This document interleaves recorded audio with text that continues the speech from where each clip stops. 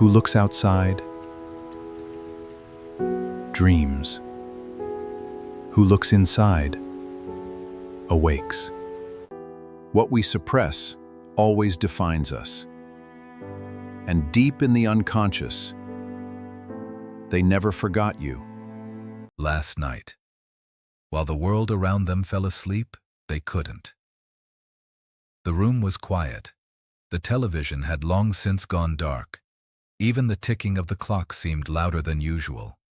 They turned from one side of the bed to the other, hoping their thoughts would finally settle. But they didn't. Because somewhere between the silence of midnight and the first light of morning, one unexpected thought kept returning. You. Not because you reached out. Not because you asked for another chance.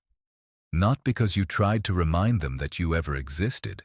In fact, it was your silence that became impossible to ignore.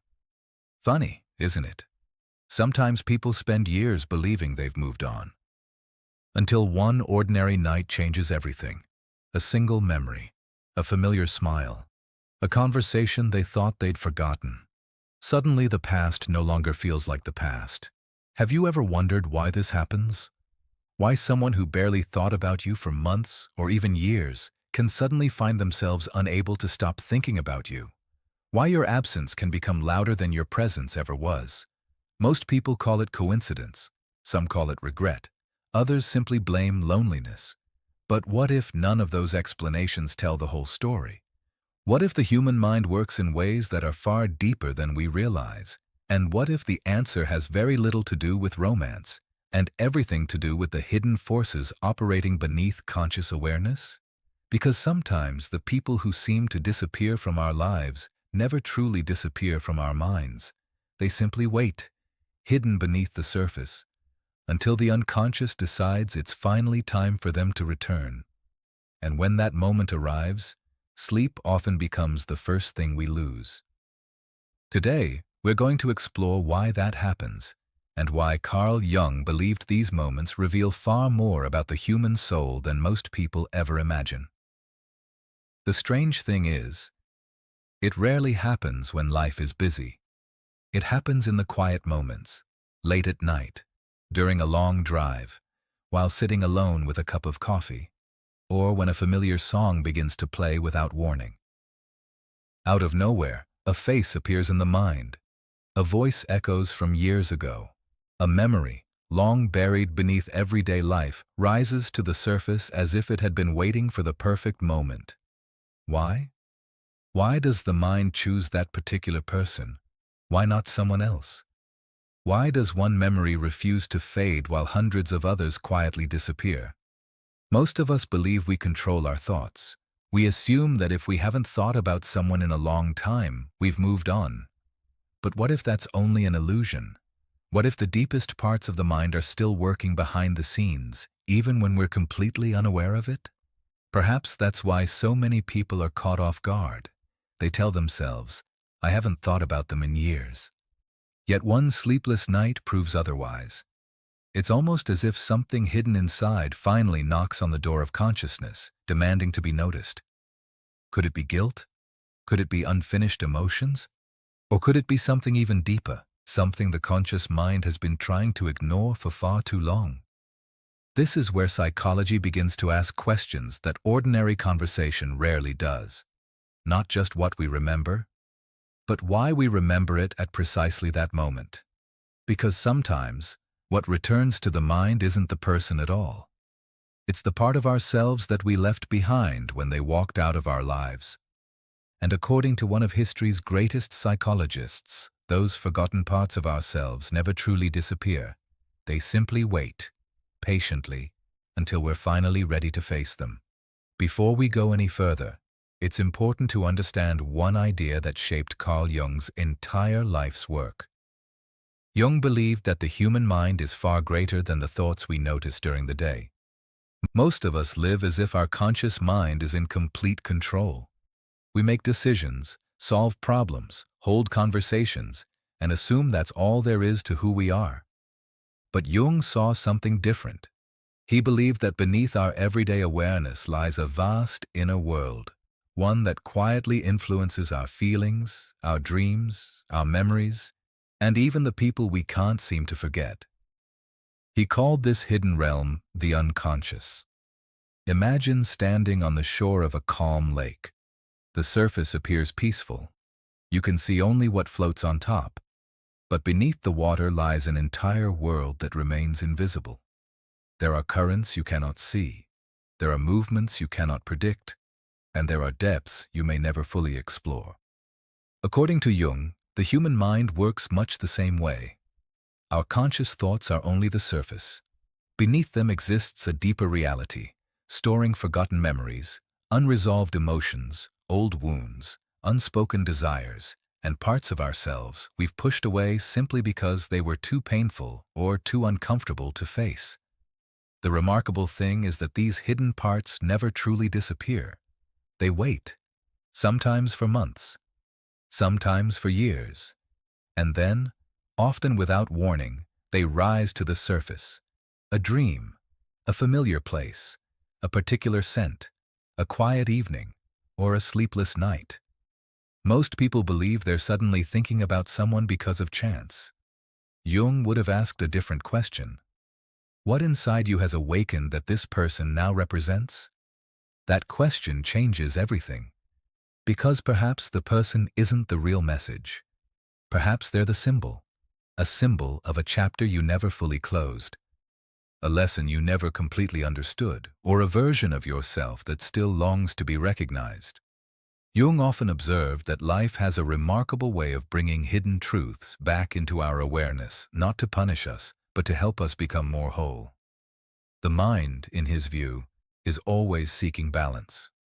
What we ignore doesn't simply vanish. It waits until we're finally prepared to see it. And that is why a sleepless night can become much more than a restless evening. It can become an invitation to look beneath the surface, to ask questions we've avoided for years, and to discover that the person occupying our thoughts may not be the destination at all. They may simply be the doorway leading us back to ourselves. Because once you understand that, the question is no longer, why are they thinking about me? The real question becomes, what truth is the unconscious trying to reveal through that memory? One of the most powerful ideas in Jungian psychology is that the mind dislikes what is left unfinished. Not just unfinished conversations, not just unanswered messages, but unfinished emotions. Think about it. Some people leave our lives with a clear ending. There is acceptance. There is understanding. Over time, the memories soften and we quietly move forward. But not every story ends that way. Sometimes people disappear without explaining why. Sometimes words that needed to be spoken remain trapped in silence. Sometimes pride speaks louder than love. And sometimes both people walk away believing they were right, while neither truly understands what was lost. To the conscious mind, the chapter seems closed. Life continues. New routines begin. The years pass. But according to Jung, the unconscious doesn't measure time the way we do. It doesn't simply erase what remains emotionally unresolved. Instead, it keeps the experience alive beneath the surface, quietly waiting for the right moment to bring it back into awareness. That moment often arrives when life becomes quieter. Perhaps after retirement. Perhaps after the children have grown. Perhaps after losing someone else. Or perhaps during one ordinary evening when the distractions finally disappear. Suddenly, a memory returns with surprising clarity. Not because the past has come back, but because the mind is finally ready to examine what it once avoided. Imagine an older man who spent decades building a successful career. He convinced himself that his greatest sacrifice was worth the success he achieved. Yet one sleepless night he remembers a woman who once asked him a simple question. When all of this is over, who will you come home to? At the time, he dismissed her words. He believed ambition mattered more. Years later, after retirement, those same words echo through the silence of his home. Nothing has changed in the past, but everything has changed within him. The memory isn't haunting him to cause pain. It's asking him to see what he couldn't see before. Jung believed experiences like this are not signs of weakness. They're invitations to greater self-awareness. The unconscious is saying, there is still something here for you to understand. Perhaps that's why someone couldn't sleep last night. Not because they suddenly missed you, not simply because they felt lonely, but because your memory unlocked a door they had kept closed for years. And once that door begins to open, the mind rarely settles until it discovers what has been waiting on the other side. So before we assume that sleepless nights are only about another person, we should ask ourselves a deeper question. What unfinished part of their own story did your memory awaken? Carl Jung believed that the people who affect us most are not always the ones who treated us the best. Often, they are the ones who revealed something about ourselves that we weren't ready to see. This is where another of Jung's most fascinating ideas begins to unfold. He called it the shadow. The shadow is not simply the dark side of our personality, as many people assume. It is every part of ourselves that we hide, deny, or refuse to acknowledge. It holds our fears, our insecurities, our pride, our jealousy, our regrets, even the kindness and courage we've convinced ourselves we don't possess. Most of the time, we keep these parts buried, not because we're dishonest, but because facing them can be deeply uncomfortable. Then someone enters our life. Without trying, they become a mirror. They reflect parts of us we've spent years avoiding. Perhaps they saw through our confidence and recognized our fear. Perhaps they challenged our excuses instead of accepting them. Perhaps they loved us in a way that made us realize how difficult it was for us to receive genuine affection. At the time, we may have resisted them. We may have misunderstood them. We may even have pushed them away.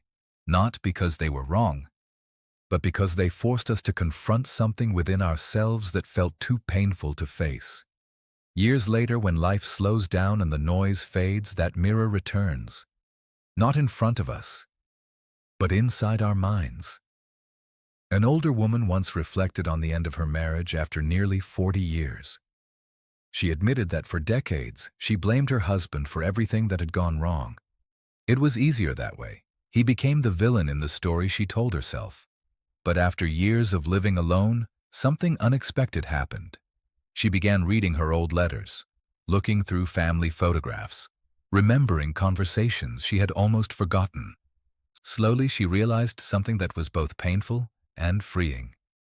He had certainly made mistakes, but so had she.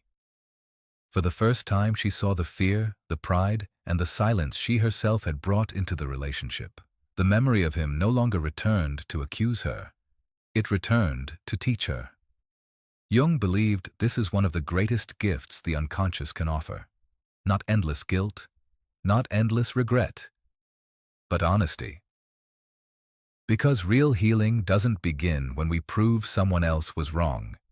It begins when we have the courage to see ourselves clearly.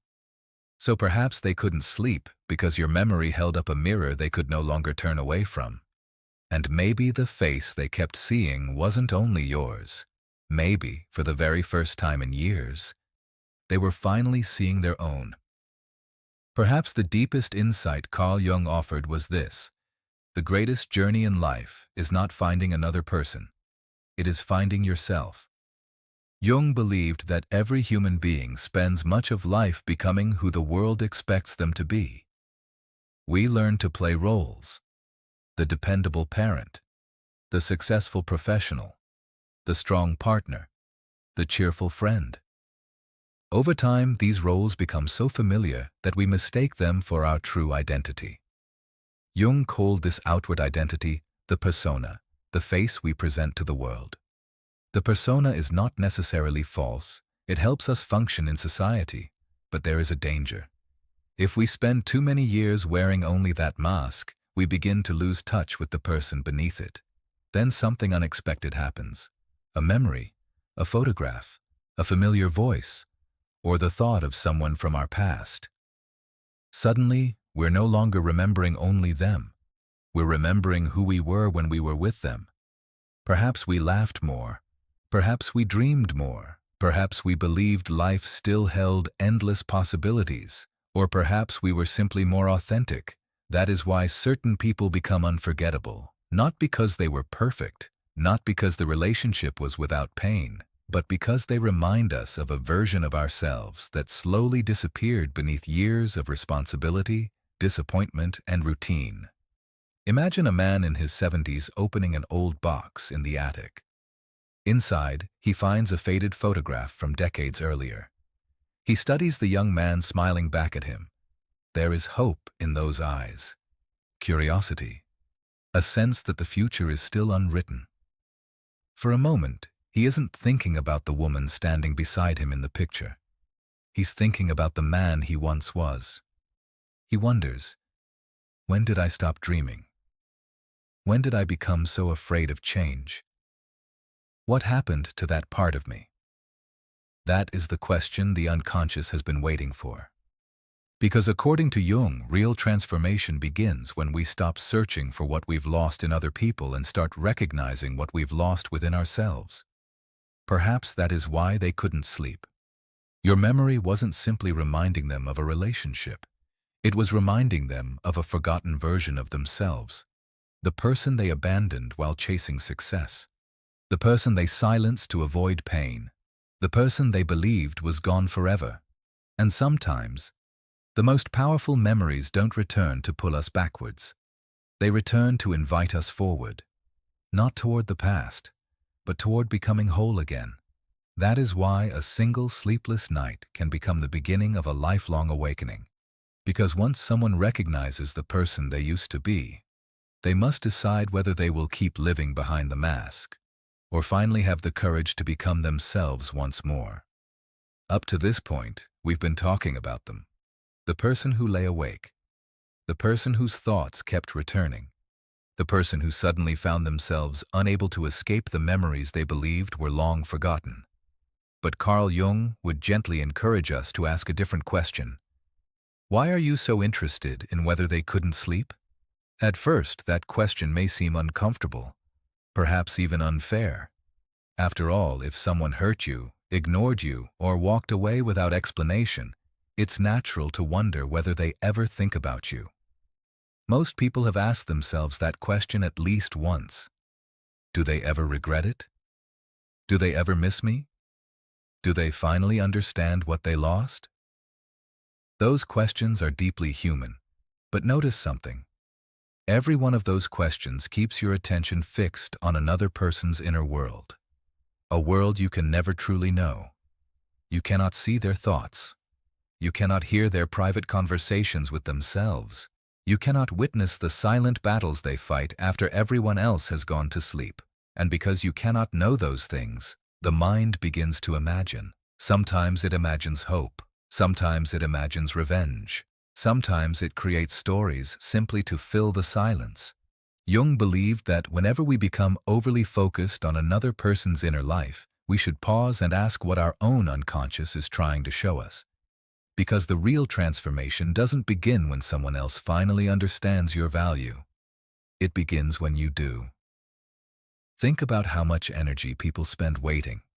Waiting for an apology, waiting for closure, waiting for a phone call that never comes, waiting for someone else to admit they were wrong. Days become months, months become years, and without realizing it, life quietly moves forward while the heart remains standing in the same place. Jung warned that psychological growth cannot depend upon another person's awakening. If your peace depends on someone else's regret, then your peace is no longer your own. Real freedom begins the moment you stop asking, when will they finally see my worth? And start asking, have I learned to see my own? That question changes everything, because perhaps the greatest tragedy isn't that someone failed to appreciate you.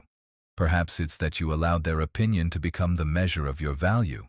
But your worth has never been decided by another person's ability or inability to recognize it.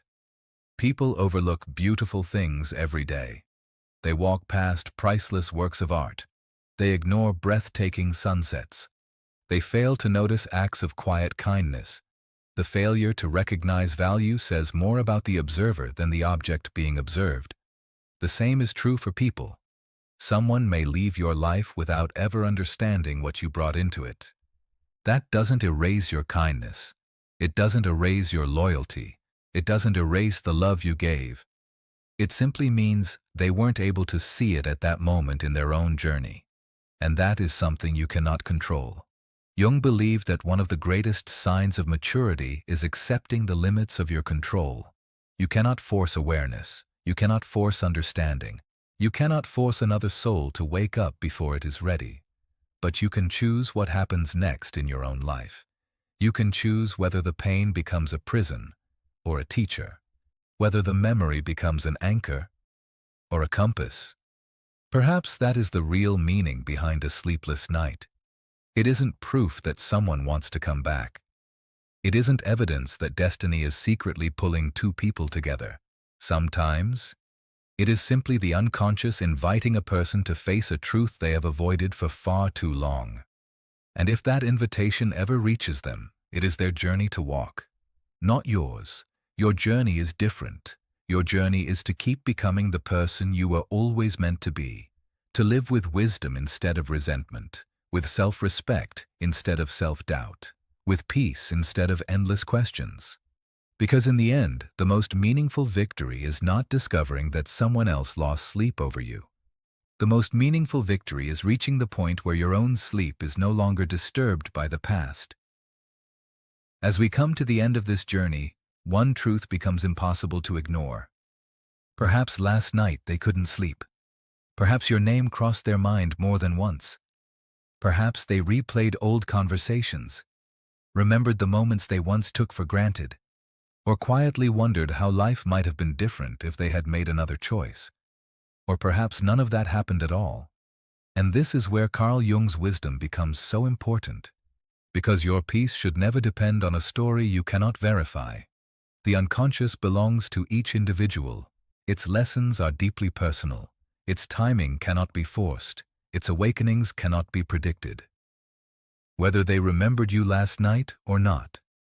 Whether they regret their choices or not. Whether they ever return or remain only a chapter in your past. Those questions are no longer the ones that matter most. The question that truly deserves your attention is this. Who are you becoming because of everything you've lived through? Every relationship changes us. Every goodbye leaves behind a lesson.